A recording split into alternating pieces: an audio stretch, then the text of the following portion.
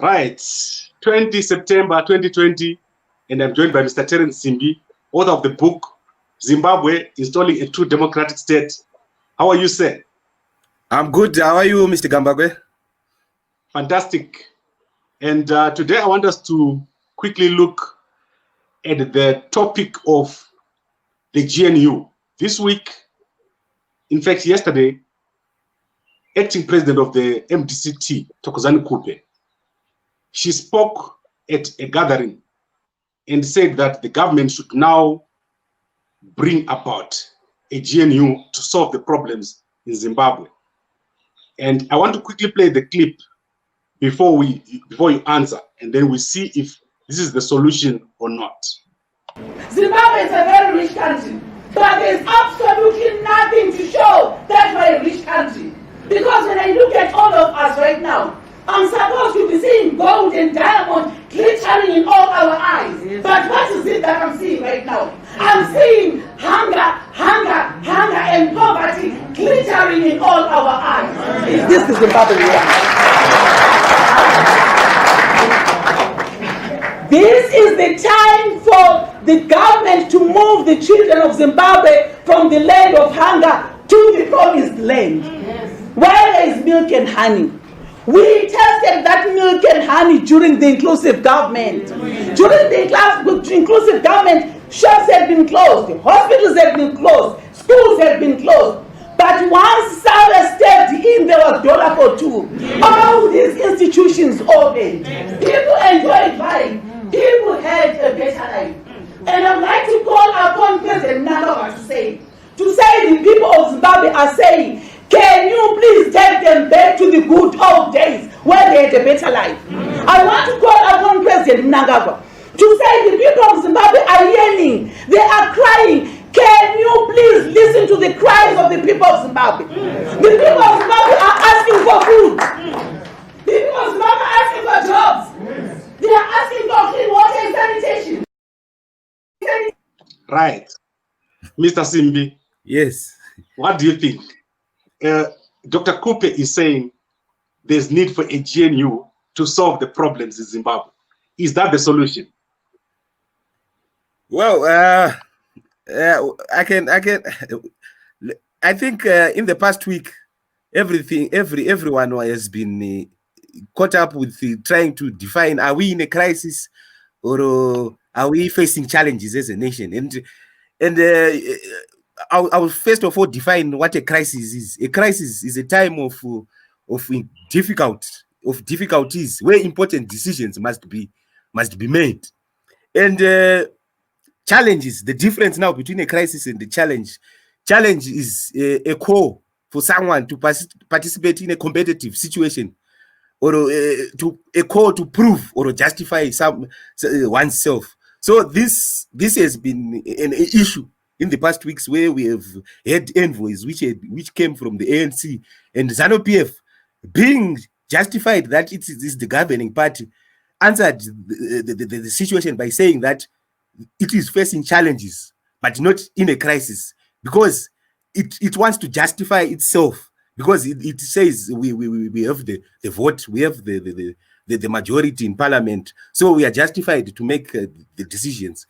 But now, in a crisis, we really see that here we are in a crisis because things are not okay in this country. So a GNU can be very helpful in solving some of the issues we have right now, because it will be now looking at the wider interests rather than just justifying the ZANU-PF position. A GNU will now bring in all the interests which are in the country, all the political differences which are in the country, all the tribal issues we have as a country.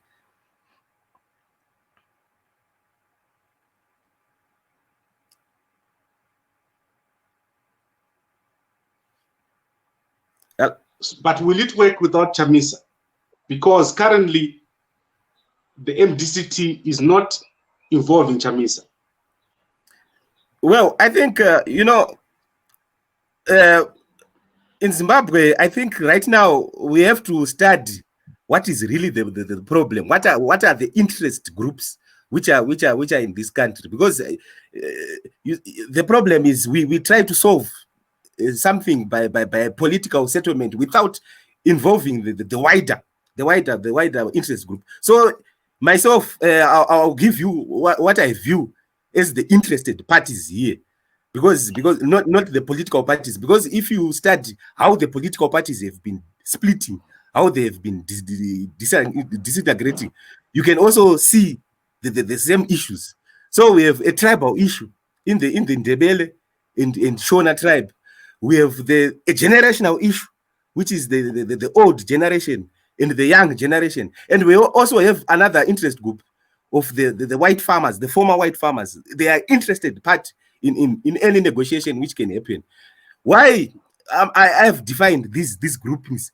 Because if you look at why I define these groupings, you look at the divisions which go into our political parties, both the MDC and the MDC and ZANU-PF itself. You see the same characteristics in their division. So the first problem started when there was a grievance when the Ndebele tribe came into Zimbabwe. So they on arrival here, they displaced the Shona tribes which were in that region. They also, because they were organized, but that pain was carried on from generation to generation of the Shona tribe. They carried that pain. When now the independence was there and ZANU-PF was in control, it sought to revenge for that. So that's where we have the Guguraundi incidences. So these pains are still there. So right now, another problem which is now there, which is in the Ndebele tribe, is that after doing the Guguraundi events, they also carry that pain right now. And if you see how the divisions in the MDC started, it started because of a tribal issue. Because people in the Chamisa camp said we cannot be led by Ndebele tribe, by Thokozani and Khuphe. That's how the division in the MDC happened there. But later on, it became a generational issue now. Because if you see now the split which is now currently there, which started here, where we have Morgan Komichi there, we have Shakada there, they are now defining it as a general issue, as a generational issue, because they say that we formed MDC from the labor movement. So they are the old guys, the old guard. And Chamisa's side now, if you see it, it's now a student, the student element which is there. So we're having difficulties in having a governance system where the old and the young can run an organization in a proper way. We can also see it in ZANU-PF itself, the division which is there. It's G40 and the old guys. So these are the things which we need to sort out.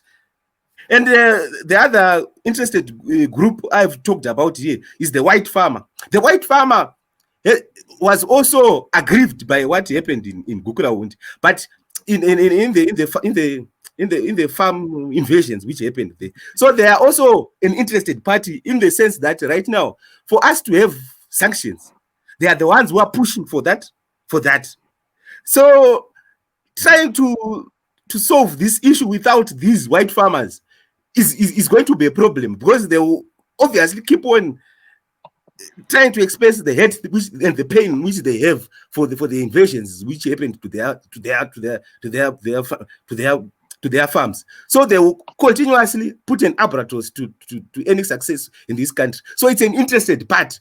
So trying to solve some of these things, let's say we just come, let's compensate for Guguraundi, let's compensate the white farmers, will not solve anything, because these are pains which are inside the people, which need to be addressed, and everyone has to compromise. You saw that the white farmers, they might have gotten compensated, but it's difficult for them to even go back to the farms which were taken from them. So these are all the interests which need to be which need to be brought together for this country to really come in at a compromise, rather than saying we are going to compensate for Guguraundi, we are going to compensate the white farmers, we are going to. There are pains which are inside these interest groups, which are creating this crisis So it's a broader thing which needs to happen to Zimbabwe, not just a negotiation between two political parties. Why are the political parties disintegrating? Those are the things as analysts we have to see. We have to dig deep down. Okay, so Dr. Thokozani Khuphe, she Yes. gave a solution and she gave who is supposed to solve it.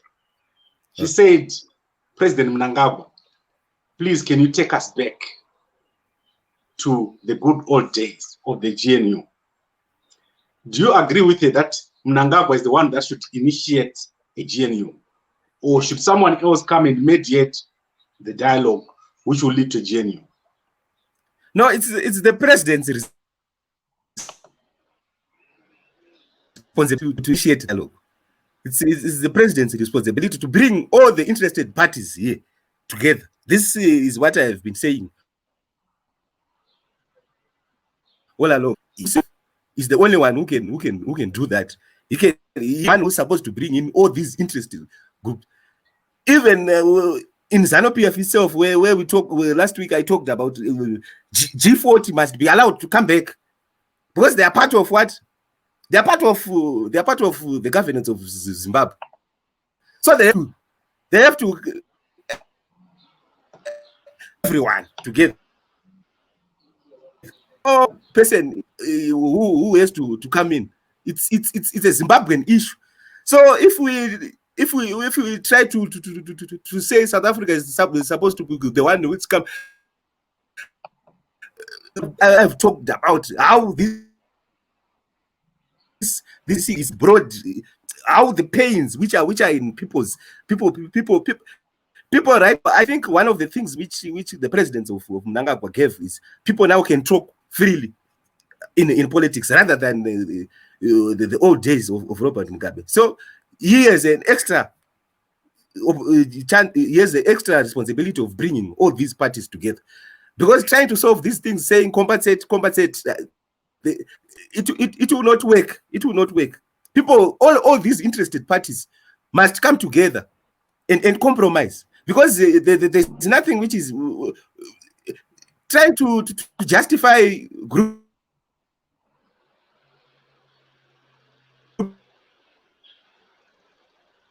to pay light will not help anyone. Okay, so I think we're having some network issues from your side, and I think we've covered most of the points that I wanted to cover today. Is there anything else that you want to cover before we close? I think, I think we have to compromise. We have to learn to compromise. We're trying to ourselves, that we are facing these challenges in a competitive situation will not bring sustenance to anyone, because because you stuck on certain things where we have to compromise as that's all. Right, Mr. Simbi, I think we should stop the discussion here, because obviously our network is becoming unstable. But I think the key point that you've made is that there are problems in Zimbabwe, but the problems can be defined either as a crisis or as a challenge. And the suggestion that Dr. Khuphe is making here, that a GNU can solve the problem, is actually something that could work, but it needs to be broader. It needs to include many different parties, like the farmers, the young people, the older people, war veterans. And this has to be initiated by E.T. Mnangagwa. This is what you said. Did I leave something out? Yes. No. Okay. So thank you very much for everyone who is watching us from Facebook and YouTube. I'll be back again later with more guests. And thank you very much, Mr. Simbi, for joining me. Is your book now available in Harare? Is it now in print form? Okay, I think Yes. I've lost Mr. Simbi here. So that, okay, we have a few copies which are now available. So someone can contact me on the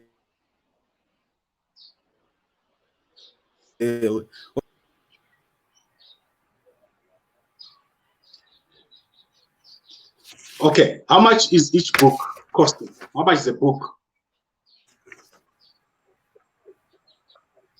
It's going for $10 US. Okay, so it's fine. You can keep for me 5 copies, then I'll give it to anyone who will be interested who is in Harare next week. So next week, Friday, we'll be able to give you 5 copies. Or in fact, when we have our next session, we're going to pick from the people here who have made comments, and then we can give people some of those books. So that's 5 copies for me. And anyone who is interested, you can get Mr. Simbi on his number here, and you can buy one of the book, Zimbabwe Installing a True Democratic State. Very prophetic book, which covers many of the things that have happened in Zimbabwe politically. Thank you very much, Mr. Simbi, and thank you very much, everyone who's watching.